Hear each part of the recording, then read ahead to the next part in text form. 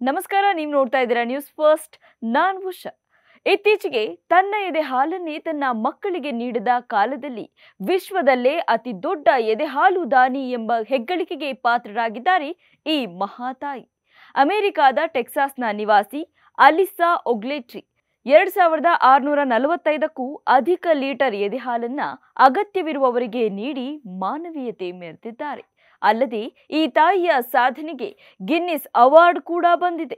Guinness ವಿಶ್ವ ದಾಖಲೆ website ನೀಡಿರೋ ಮಾಹಿತಿ ಪ್ರಕಾರ 36 ವರ್ಷದ ಅಲಿಸಾ ಅವರು ಈ ಹಿಂದೆ 2014ರಲ್ಲಿ 1569 ಲೀಟರ್ನಷ್ಟು ಎದೆಹಾಲು ದಾನ ಮಾಡಿ ವಿಶ್ವ ದಾಖಲೆ ಬರೆದಿದ್ರು. ಇದೀಗ ತಮ್ಮದೇ ಹಳೆಯ ದಾಖಲೆಯನ್ನ ಮುರಿದಿದ್ದಾರೆ. ಈ ಎದೆಹಾಲು ದಾನದಿಂದಾಗಿ 3,50,000 ಮಕ್ಕಳಿಗೆ ಅನುಕೂಲವಾಗಿದೆ.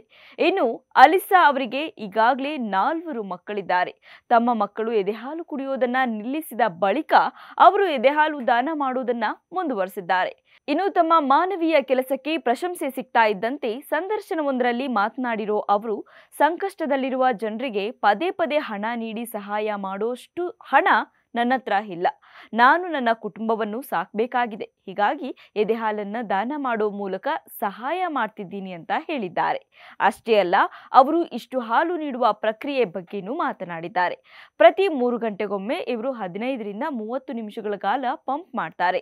ಮಧ್ಯರಾತ್ರಿಯಲ್ಲೂ ಹಾಲನ್ನ ಪಂಪ್ ಮಾಡಿ ತೆಗೆದು ಫ್ರೀಜರ್ನಲ್ಲಿಡ್ತಾರೆ. ನಂತರ ಅದನ್ನ ಮಿಲ್ಕ್ ಬ್ಯಾಂಕ್ಗೆ ಕೊಡ್ತಾರೆ.